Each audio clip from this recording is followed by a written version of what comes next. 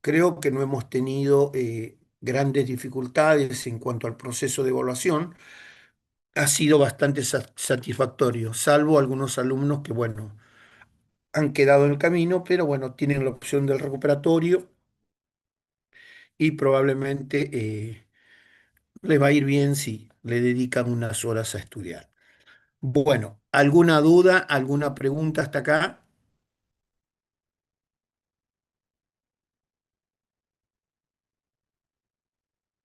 No, profesor, No, ningún. profe. Bueno, bárbaro. Están las notas y por las dudas, si alguno no lo he mencionado o lo he obviado, después vamos a subir las notas, quedarán allá en el aula virtual, ¿no? Pero bueno, la idea es que usted tenga la nota y se quede tranquilo. Bueno, vamos a continuar con el tema de las empresas. En la reunión anterior habíamos visto los mercados, los diferentes mercados en los cuales participaba la empresa. Entonces, las empresas y los mercados. Habíamos visto mercados de diferente tipo en los cuales la empresa tomaba información.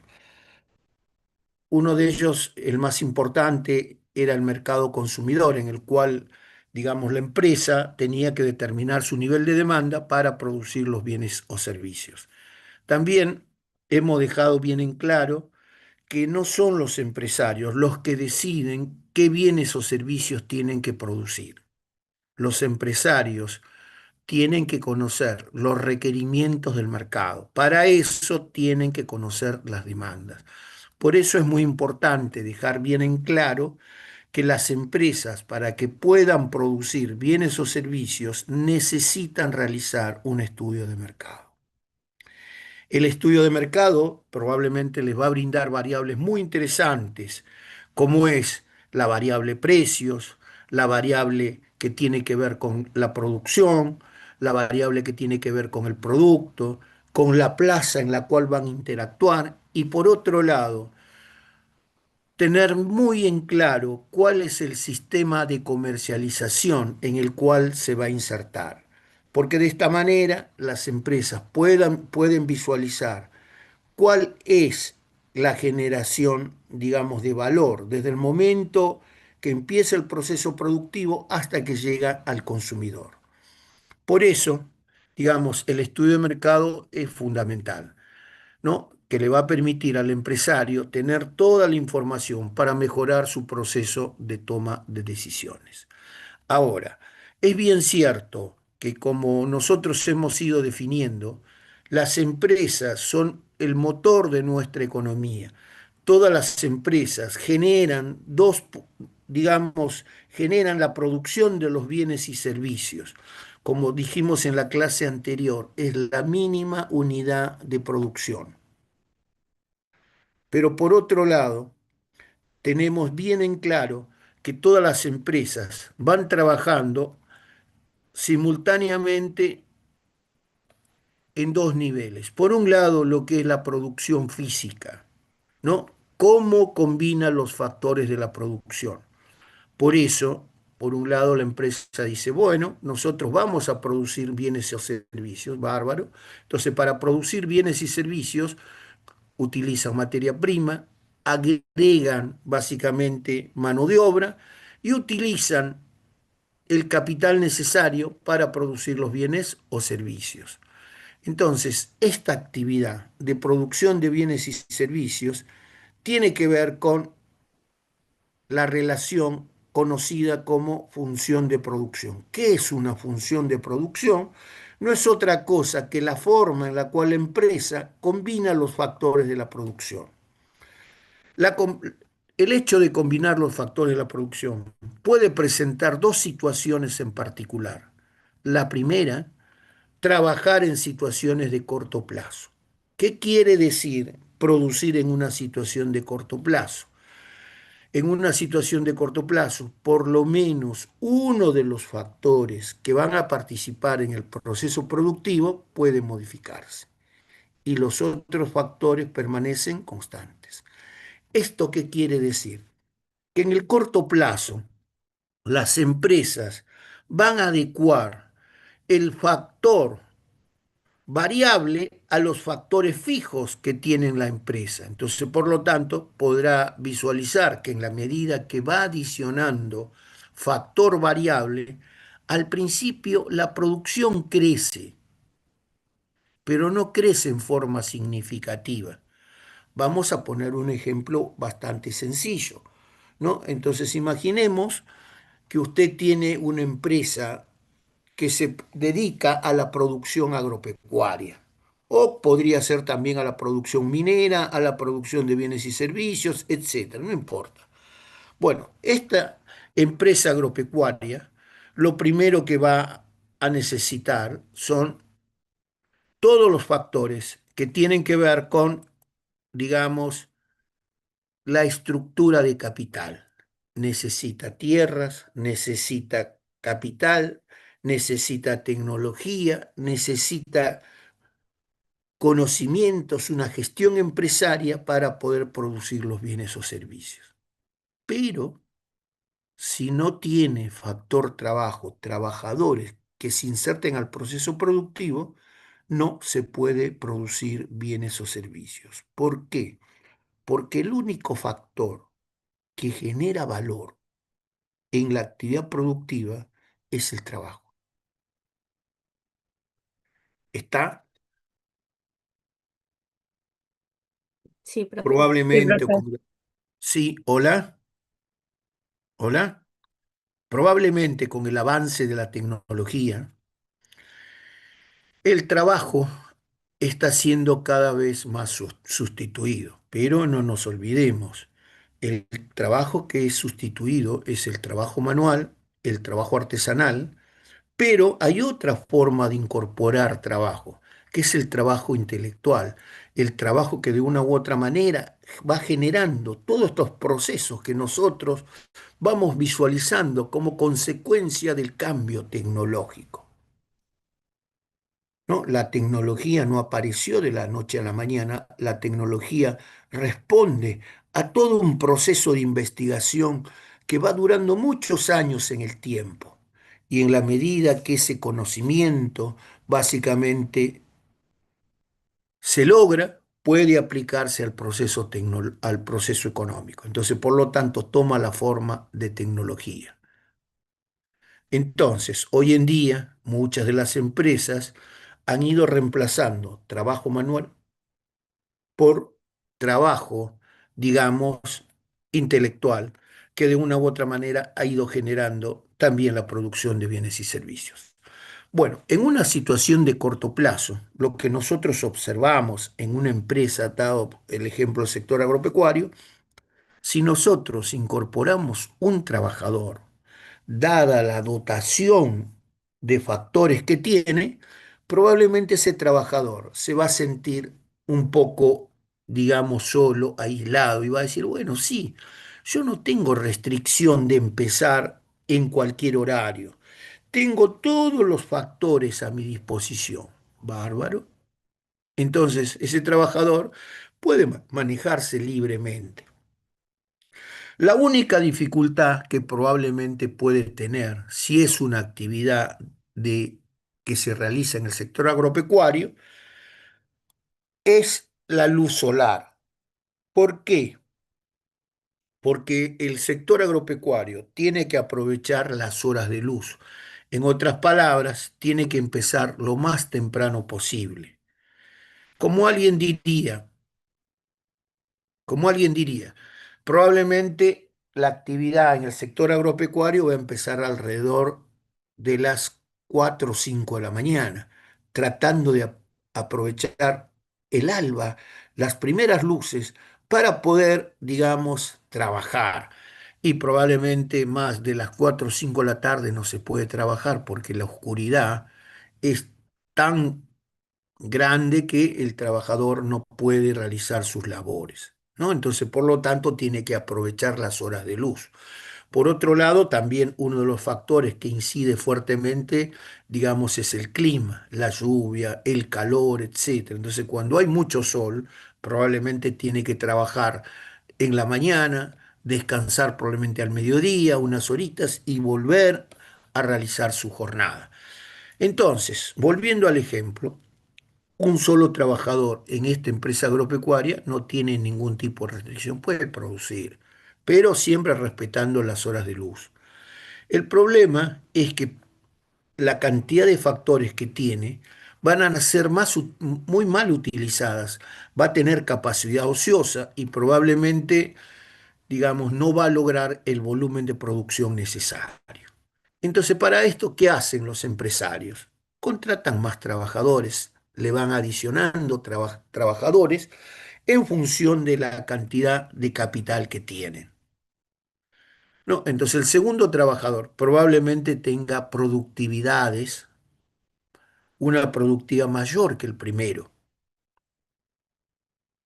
¿No? ¿Por qué? Porque básicamente va a trabajar con el primero, se van a dividir las tareas y van a combinar el uso de cómo tienen que utilizar la maquinaria. Supongamos que esta empresa tiene un tractor. Mientras uno utiliza el tractor, el otro no lo puede utilizar. Entonces tendrán que combinar. Por eso uno habla de la división del trabajo. Tendrán que pensar de cómo se van a organizar y cómo van a dividir esas tareas.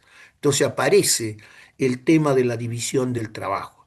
Imagínense si se incorpora un tercero, un cuarto, un quinto, tienen que dividirse las tareas de tal manera de que esas tareas puedan complementarse uno a otro y mejorar el volumen de producción.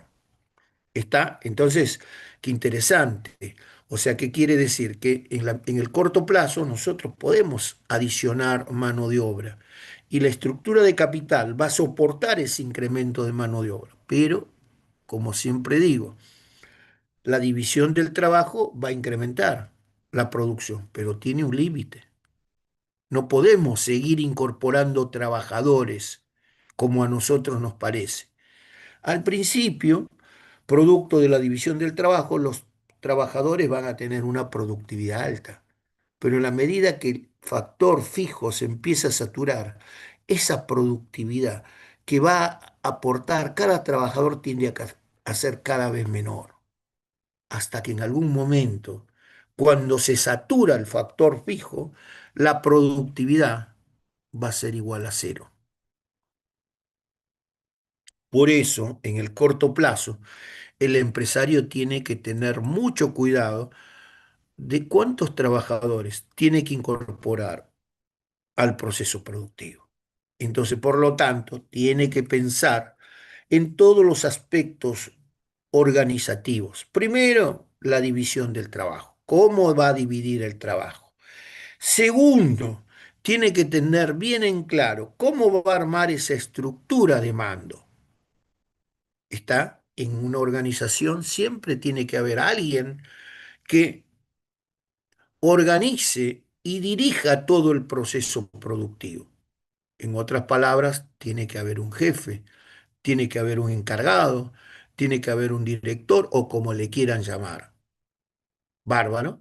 Entonces, por lo tanto, acá tiene que pasar algo muy particular. No pueden haber dos jefes.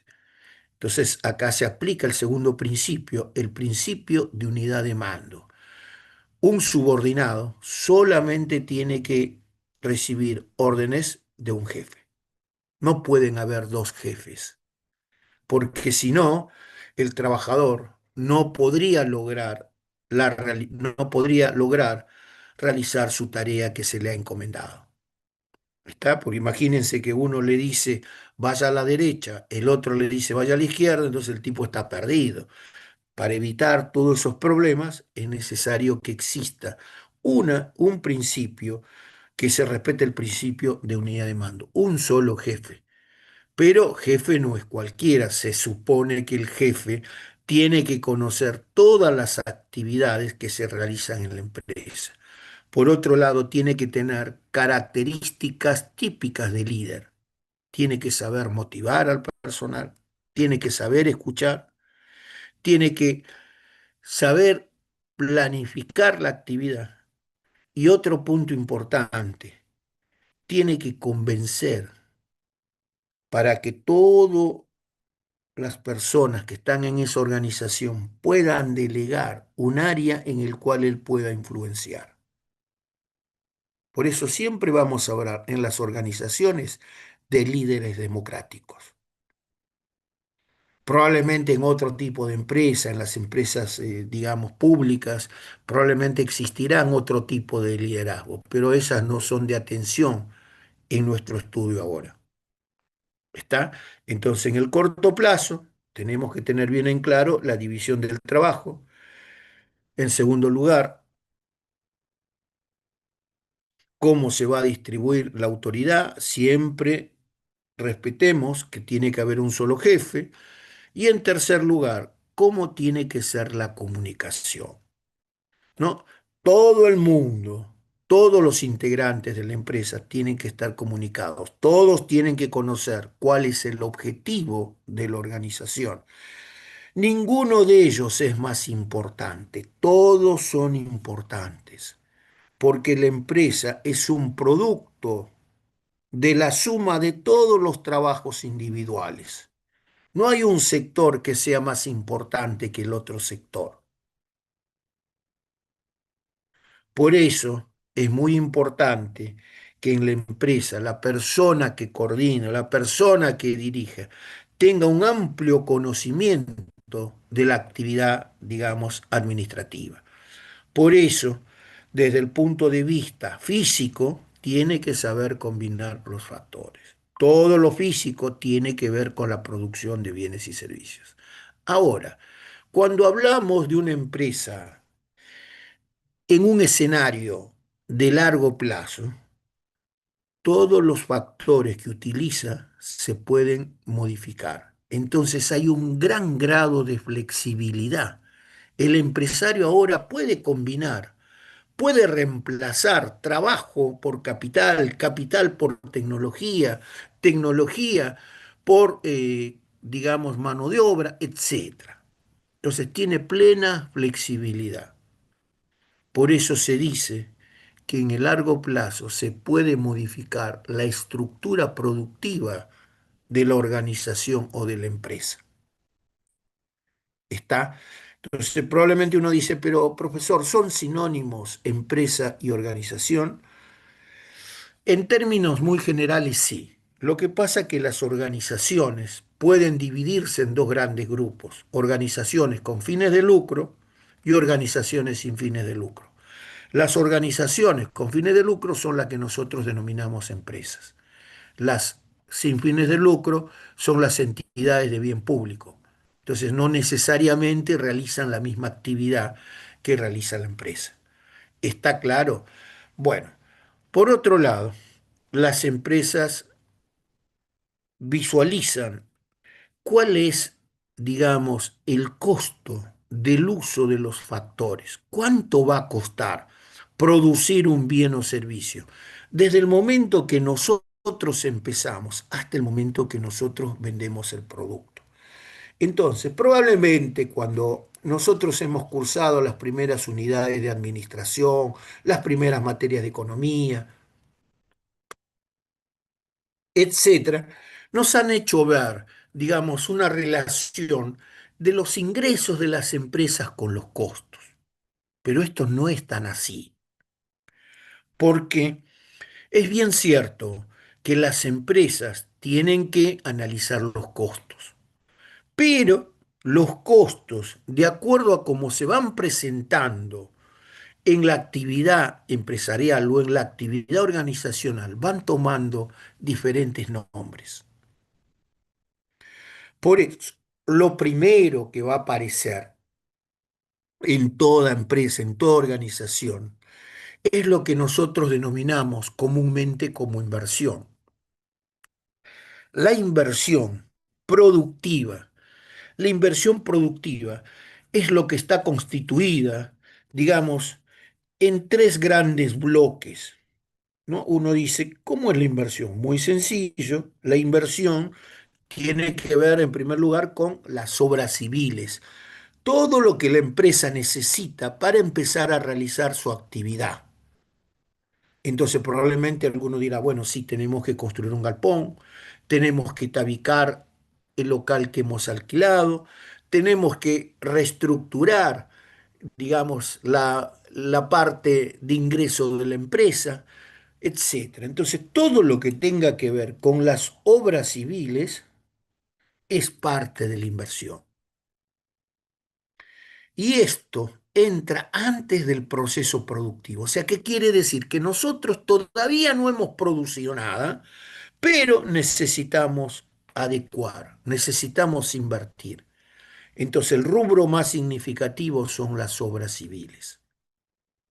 ¿Está? Entonces, ahora ya tengo bien en claro que cualquier empresa que empiece su actividad primero tiene que invertir. Y uno de los puntos importantes de la inversión es las obras civiles. Por eso se dice que la inversión es la inmovilización de activos a lo largo del tiempo. En otras palabras, la inversión está entrando al proceso productivo y no va a salir hasta que finalice la actividad de la empresa. Durante todo ese tiempo queda inmovilizado. Ejemplo, nosotros construimos un galpón, adecuamos las oficinas, adecuamos la planta, todo lo que sea. Bárbaro. Eso nos va a costar X pesos. No lo podemos sacar mientras nosotros estamos produciendo. Es más, lo vamos a tener que cuidar para que no se deteriore en la medida que los vamos usando. Por eso se dice que la inversión es inmovilización de activos a lo largo del tiempo. Segundo componente de la inversión tiene que ver con las maquinarias y las herramientas que vamos a utilizar. ¿Está? Entonces, para eso tenemos que tener bien en claro cuál es la distribución de la planta, cuál es el layout, ¿está? ¿Dónde va a entrar el insumo? ¿Cómo va a circular por la planta hasta tener el producto final? Entonces, por lo tanto, nosotros vamos a definir cuáles son las maquinarias que vamos a utilizar. ¿Me sigue hasta acá? Entonces, por lo tanto, esas maquinarias que vamos a utilizar tienen una vida útil. Probablemente si yo compro maquinarias para, digamos, para una fábrica de autopartes, tendré tornos, fresas, etcétera, ¿no? Y esas máquinas durarán 10, 15 o de acuerdo a la vida útil que diga, digamos, los tratados o las normas técnicas que fija el Colegio de Contadores, ¿no? Entonces, por lo tanto, todo bien que yo incorpore, toda maquinaria tiene una vida útil.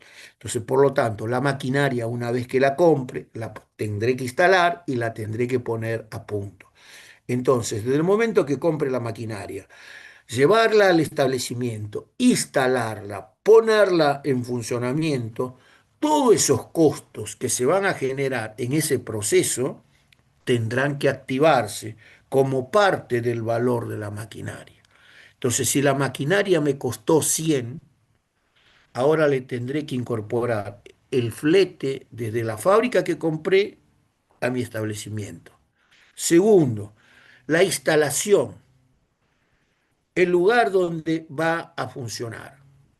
En tercer lugar, ponerla a punto, que quiere decir que la máquina esté en condiciones de producir los bienes o servicios. Todos esos costos que van a implicar todo ese proceso va a formar parte del valor de la maquinaria, ¿no? Entonces, qué interesante. Entonces, ahora ya tengo las obras civiles y tengo las maquinarias.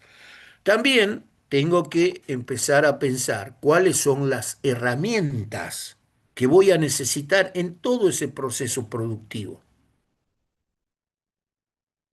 Entonces, segundo rubro, maquinarias y herramientas. También tendrá un valor y que las tengo que comprar antes de producir. Segundo, tercero, acá viene, digamos, todo lo que tiene que ver con el capital de trabajo. ¿Qué es el capital de trabajo? El capital de trabajo son todos los activos que yo necesito que van a formar parte del giro de la empresa. En primer lugar, necesito un pequeño stock de materia prima. ¿Se acuerdan que hablamos en los mercados que interactúa el mercado proveedor. Entonces tendré que tener un stock. Y ese stock no se va, digamos, a destruir o se va a deshacer la primera vez que lo utilizamos. Para nada. Ese stock se va a mantener siempre constante hasta el último día que termine la actividad empresarial. Cada vez que utilicemos ese stock, tendremos que reponerlo. En otras palabras, su valor del stock de la materia prima queda congelado a lo largo del tiempo. De la misma manera, tendré bienes de cambio que probablemente utilice para la venta o que también yo las utilice en el proceso productivo. Por otro lado, tengo que tener capital, dinero en efectivo, disponibilidades que pueden estar en el banco o que pueden estar en efectivo en la tesorería de la empresa. ¿Me siguen hasta acá? Entonces probablemente usted se va a preguntar, ¿pero cómo? La pregunta es la siguiente. Los primeros meses, los primeros años, ¿usted está seguro que va a lograr ventas necesarias como para cubrir los costos? Si no logra las ventas necesarias para cubrir los costos, ¿de dónde va a sacar el dinero?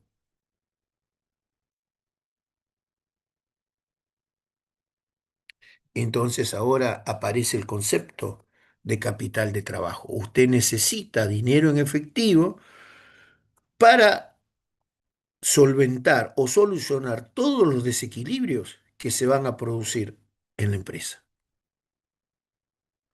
Por otro lado, también usted se tendrá que poner a pensar de que cómo va a vender, cuál es la forma de vender sus productos. ¿Venderá a contado, a crédito, los dará en consignación, etcétera?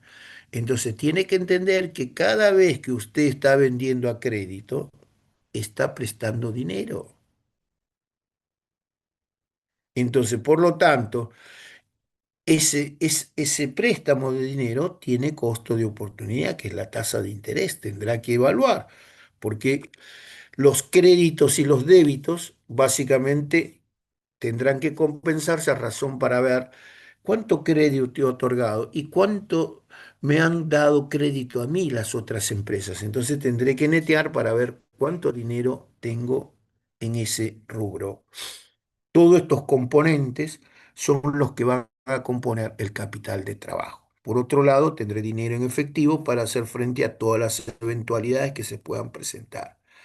Entonces, la inversión entra al inicio de la actividad y aunque parece mentira, también es parte del costo. ¿Está? Fíjese cómo hemos dividido ahora. Antes del inicio de la actividad productiva y después del inicio. Entonces, el costo de producción, como nos hemos acostumbrado a llamarlo, recién va a aparecer cuando usted prenda la luz e inicie el proceso productivo. Entonces, a partir de ahí aparecen los costos. Entonces, ahí aparecerán diferentes tipos de costos, ¿no? Por un lado, usted va a decir, bueno, tengo costos económicos, tengo costos contables, pero esos costos se van a producir desde el momento que yo prendo la luz e inicio el proceso y estarán presentes durante todo el tiempo hasta que yo deje de producir. Entonces ahora el empresario se pone a pensar y dice, sí, yo necesito un volumen de inversión antes de empezar. Y después, una vez que complete ese volumen de inversión, tendré que cubrir los costos. Bárbaro. Entonces, por lo tanto, ahora me va quedando claro que la inversión se necesita antes del inicio y que una vez que empiece a operar aparecen los costos. Pero, como toda salida de dinero que se produce en la empresa, se va a llamar siempre costo. ¿Está? Pero tengo que tener bien en claro las diferencias. Por eso uno dice, ¿qué es un costo? Es la erogación que realice un empresario esperando recuperarlo en algún momento de tiempo. ¿Y cómo lo vamos a recuperar? A través de las ventas. Entonces, por lo tanto, ahora en función de lo que estamos hablando, ya me va a quedar claro. ¿Por qué digo que la empresa tiene un doble objetivo? En primer lugar, maximiza el beneficio. ¿Qué quiere decir maximizar el beneficio? Que los ingresos que yo genere producto de las ventas superen todos los costos que yo he realizado en esa actividad productiva. Por eso hay un doble juego, máximo beneficio y mínimo costo. Por eso decimos, las empresas son maximizadoras de beneficios y minimizadores de costos. ¿Está claro? ¿Por qué? Voy a lograr el mayor beneficio posible en la medida que los volúmenes de producción pueda comercializarlo a precios interesantes, a precios razonables.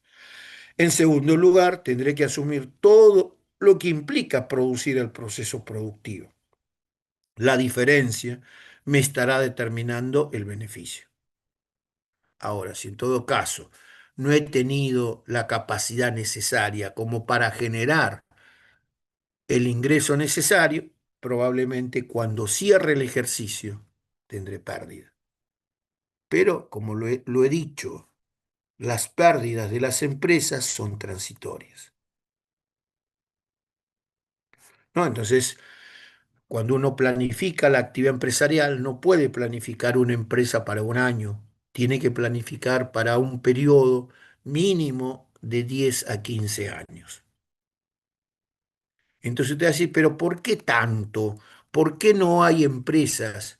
Las empresas que se dedican a la producción de bienes y servicios tienen que planificar y tienen que realizar sus actividades en función de los activos que tienen.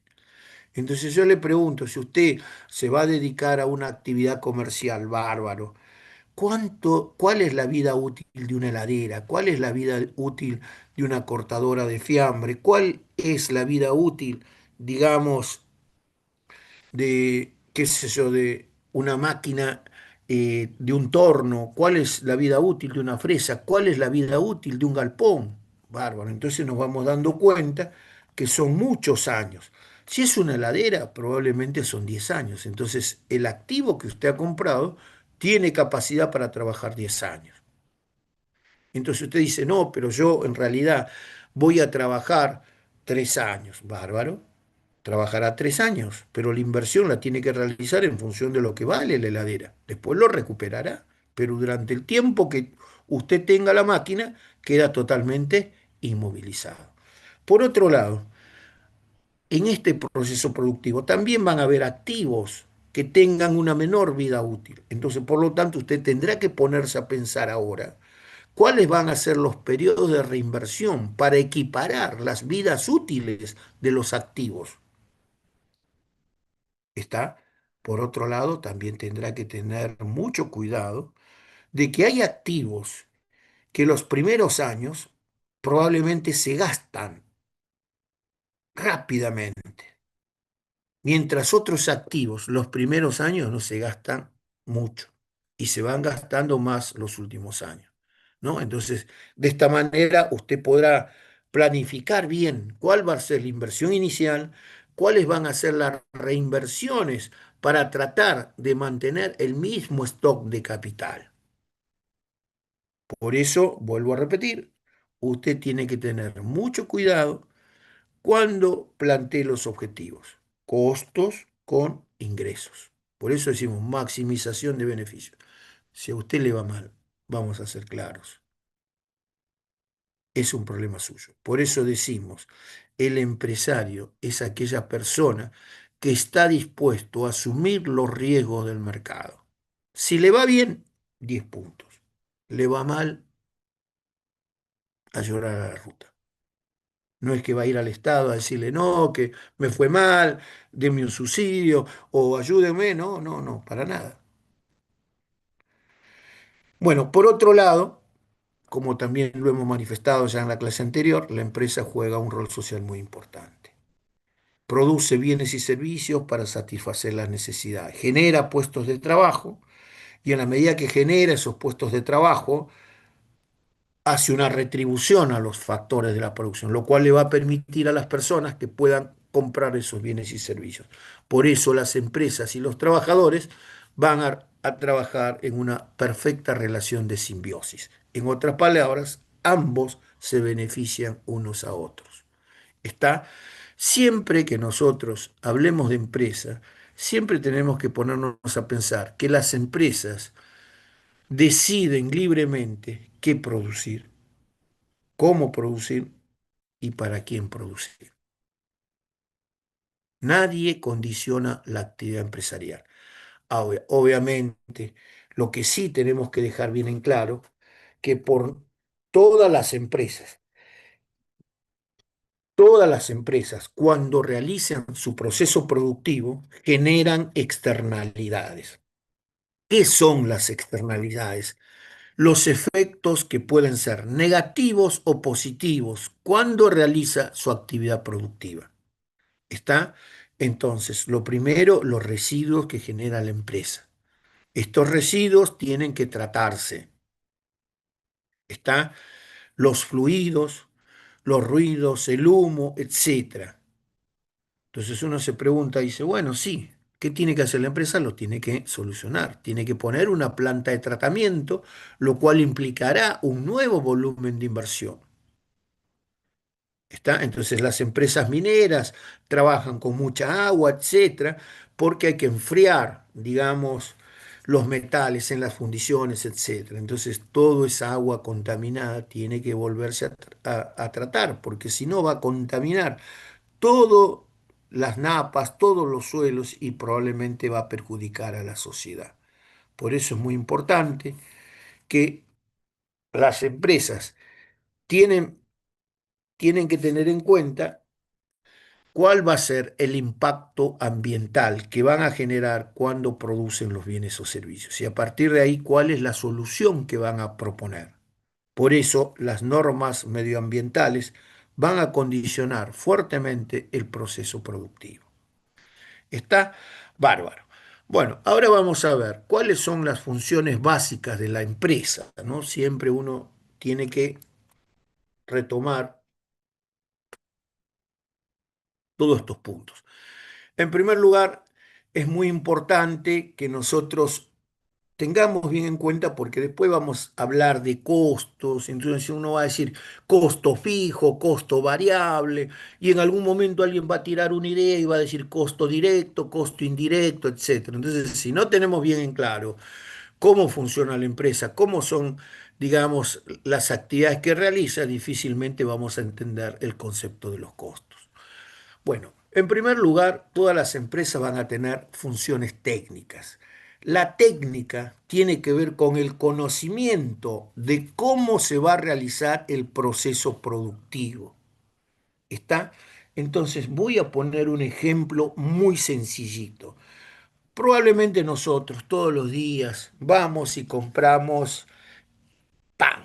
Entonces vamos y decimos, me da un pan lactal, qué sé yo, de, digamos, de avena, de cereales, un pan común, etcétera, bárbaro. Entonces nosotros compramos el producto, nos dan la bolsita, nos dan y lo pagamos. Entonces la pregunta es la siguiente.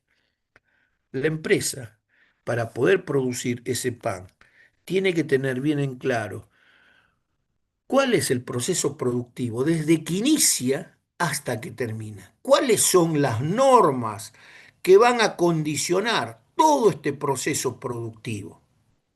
¿Está? Entonces probablemente no es tan sencillo combinar harina y agua y ponerle sal. ¿Por qué? Porque para envasarlo tiene que haber tal vez algunos otros elementos que permitan que ese producto pueda durar un cierto periodo de tiempo, lo cual tendrá que ser supervisado por algún órgano de control. ¿Está? ¿Y cuáles son las condiciones en las cuales se tiene que producir ese bien o servicio? Está, por eso, todos los aspectos técnicos tienen que ver con la producción de los bienes y servicios. En otras palabras, nosotros tendríamos que visitar una planta y poder observar qué ocurre desde el momento que entró el insumo y cómo se fue transformando a lo largo, digamos, de la cadena de producción. Cómo las máquinas, cuál es la capacidad de esa máquina para transformar el insumo y que la siguiente máquina no tenga algún proceso de acumulación o de estrangulamiento en la línea de producción. Está, por eso se llama fast técnica, tenemos que conocerlo, especialmente los que se van a dedicar a todo este proceso son los ingenieros industriales, los que van a diseñar, los que van a diagramar y van a ir definiendo básicamente cuáles son las instancias a través de las cuales va a ser ese proceso, por cuántas máquinas va a pasar, cómo va a ser, digamos, la transformación de ese insumo, cómo se le van a ir adicionando todos aquellos insumos en ese proceso productivo. Bárbaro, funciones técnicas. Segundo punto, funciones comerciales. Entonces, esto tiene que ver básicamente con todo el proceso de compra y venta de bienes y servicios. Generalmente en todas las oficinas, en todas las empresas, siempre hay un área de compras, por más pequeñita que sea, que se va a dedicar básicamente a toda esta actividad. Ahora, básicamente uno dice, las compras tienen que ver con los suministros, ¿no? ¿Cómo se va a comprar los suministros? ¿Cómo se va a realizar las operaciones? Muy sencillo, todas las empresas, cada vez que compran, tienen que emitir órdenes de compra con la especificación de los productos que ellos necesitan. Porque si no, imagínense, una empresa que produce autos necesita tornillos de diferente tamaño. Entonces, cada compra tendrá que especificar el tamaño, el diámetro, etcétera, el tipo, digamos, de cabeza del tornillo, etcétera, ¿no? Entonces, para eso tiene que haber un orden de compra detallando cada uno, digamos, de las características del producto que se va a comprar. Por otro lado, está la oficina de ventas, el área de ventas. No confundir con el área de marketing, que es otro departamento independiente. Las ventas tienen que ver con, digamos, los puntos de venta en los cuales se van a realizar las ventas de los bienes y servicios, ¿no? Por personal especializado. Generalmente las empresas suelen capacitar a estas personas para que conozcan todas las bondades de los bienes y servicios que van a ofrecer.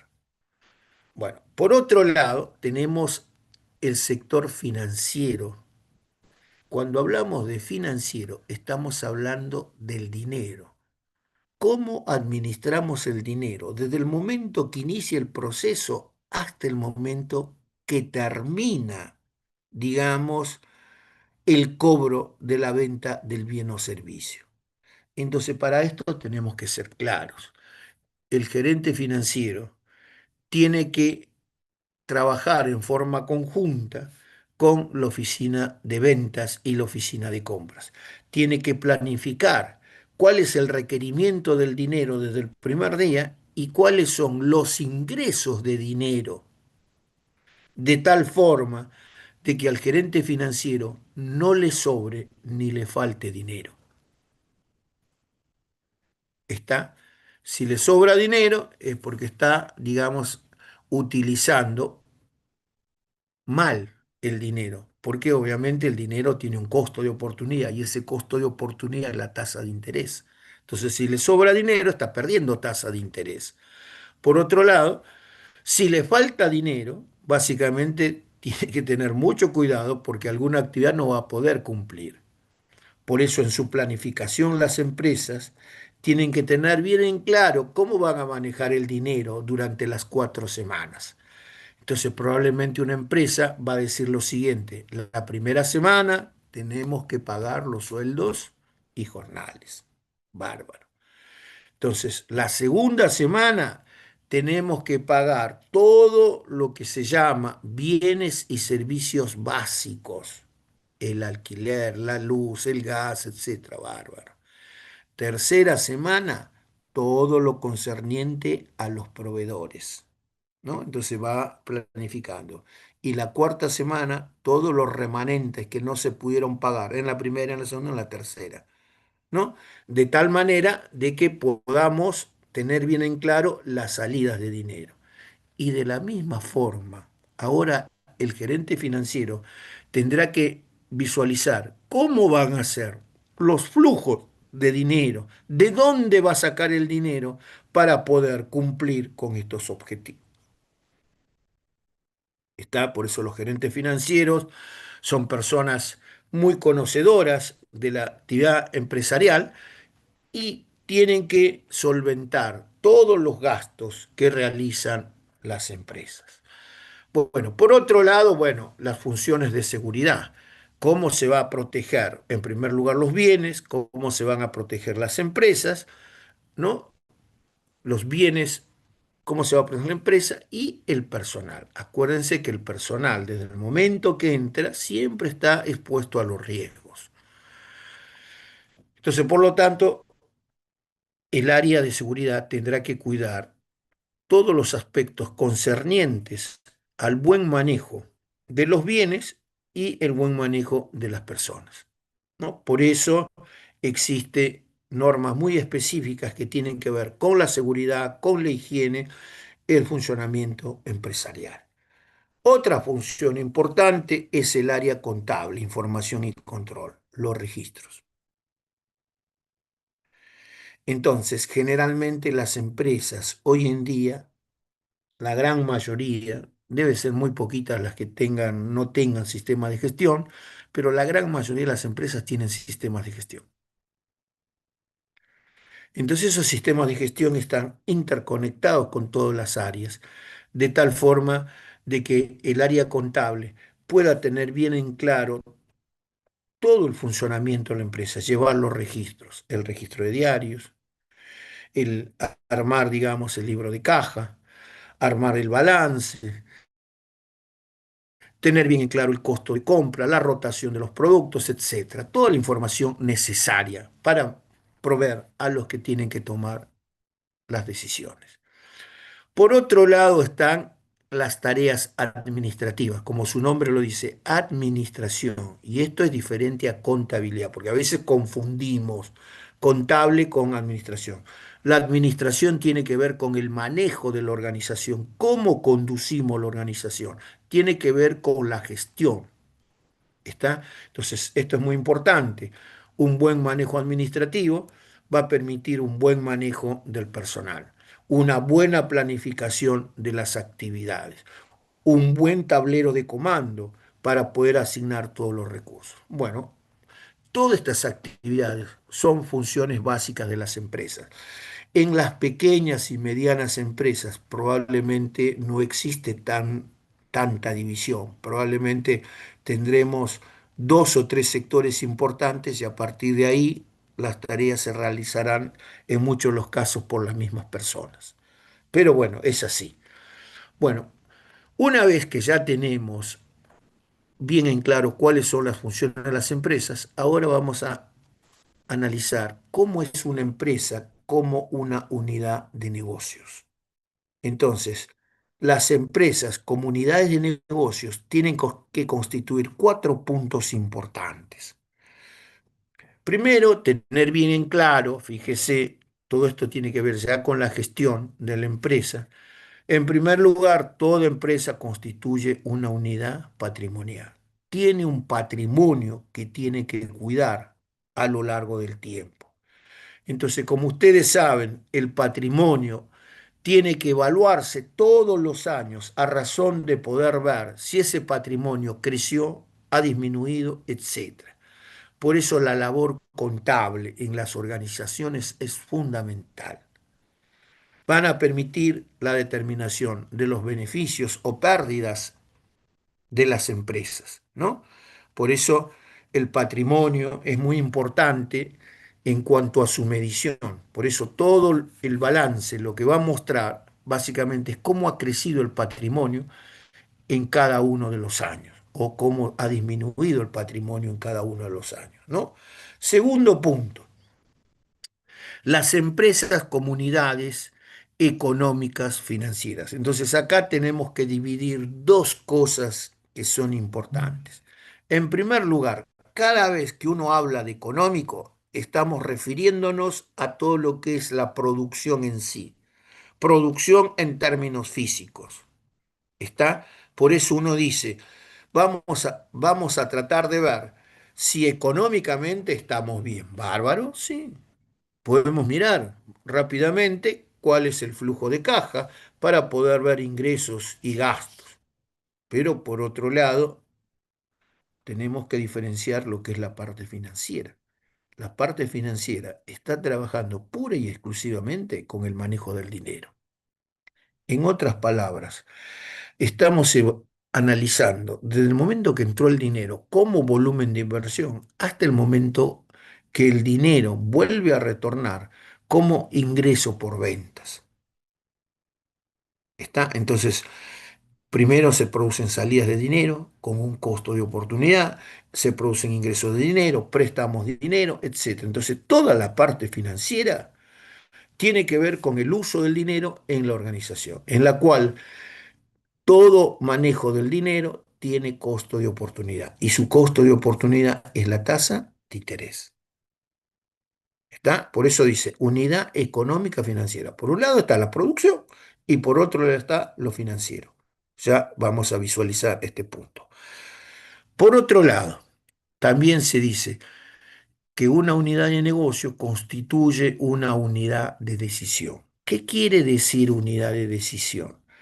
Que en todos los niveles de la organización, en todos los niveles de la organización, todo el mundo toma decisiones, pero esas decisiones son coordinadas, de tal forma de que se pueda lograr el objetivo final, que es el beneficio empresarial. Entonces, generalmente nosotros en una organización, por más pequeña que sea, vamos a tener tres sectores. En primer lugar, el sector político, que son los dueños, los gerentes o todas aquellas personas que de una u otra manera toman decisiones. Generalmente sus decisiones de este tipo son las decisiones estratégicas, las que van a determinar el rumbo de la actividad comercial.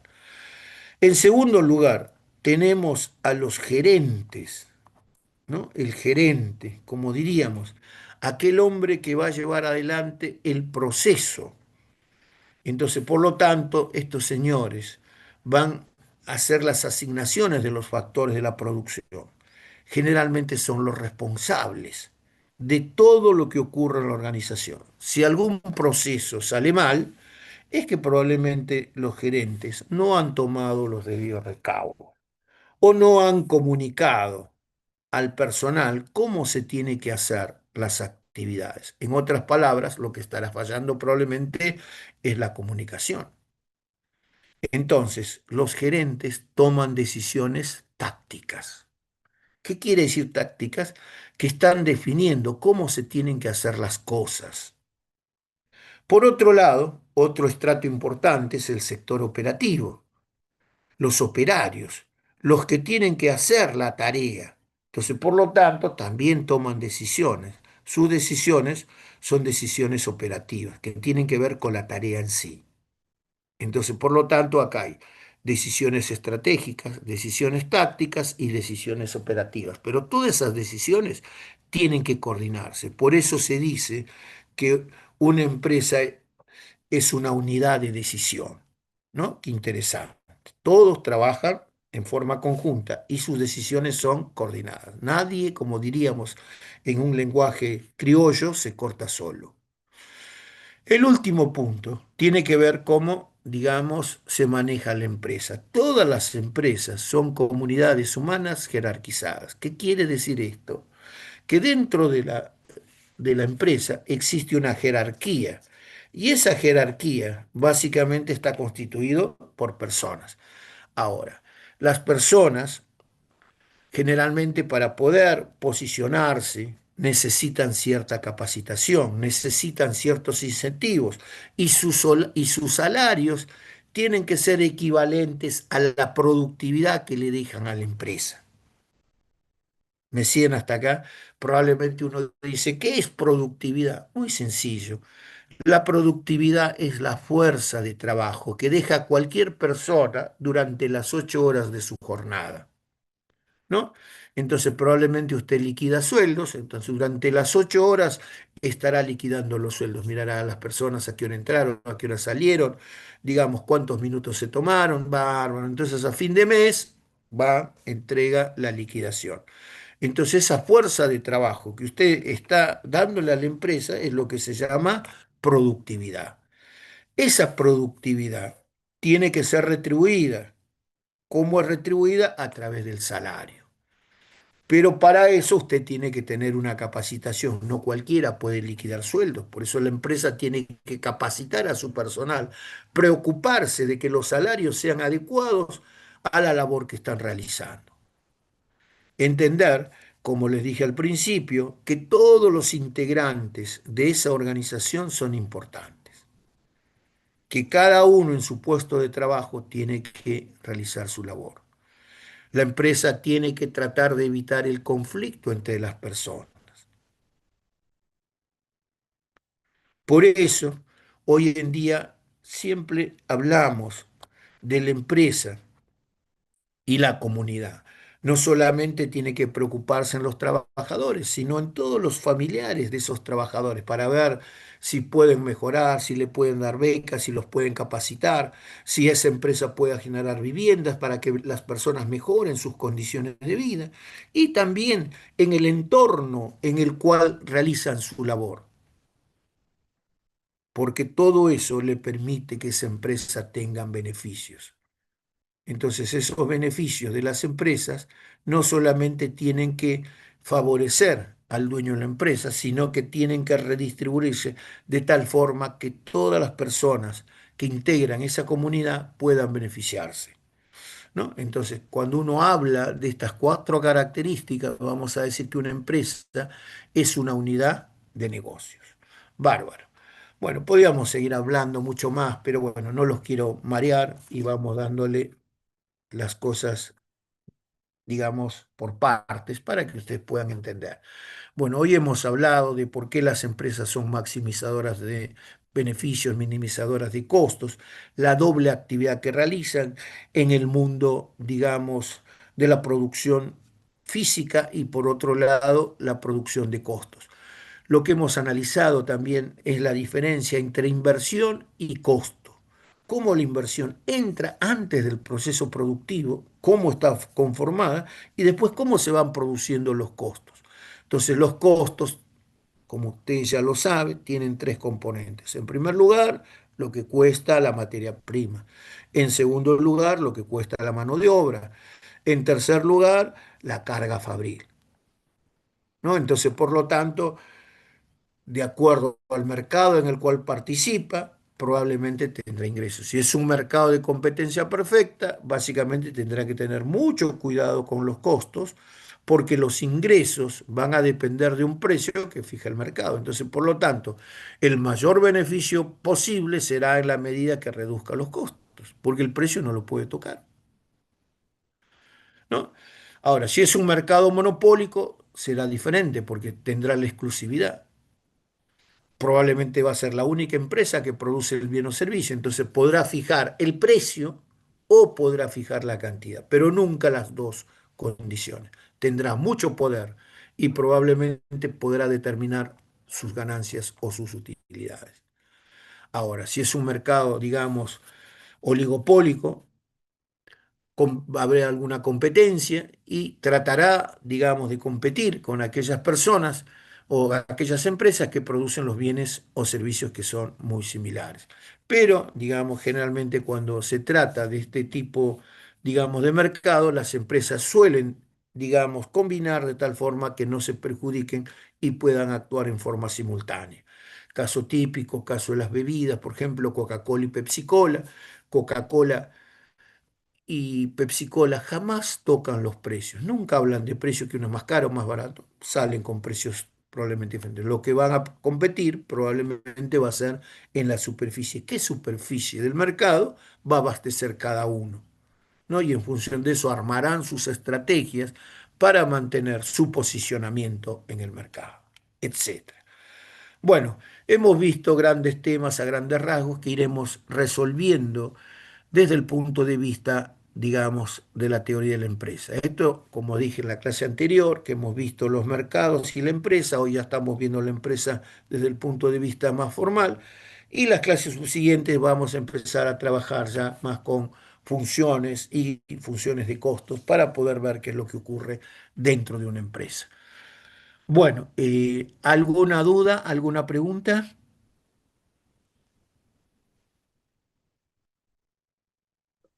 Yo tengo uno con respecto al trabajo práctico, profe.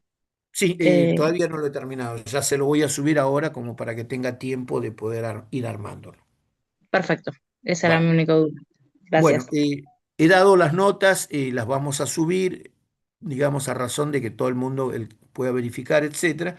Pero como dije, las notas están representando un poco el esfuerzo de cada uno de ustedes. Las preguntas se le han facilitado, lo cual, digamos, el que no estudió o el que no la preparó, bueno, lamentablemente le ha ido mal. Pero por los resultados que tenemos, son muy pocas personas que le ha ido mal y a la gran mayoría le fue bien, lo cual nos hace sentir, digamos, a todo mi equipo bastante contento porque entendemos que los alumnos le han dedicado su tiempo. Bueno, buenas noches y Dios mediante nos veremos en la próxima reunión. Gracias, ¿eh? Hasta Buenas luego. noches.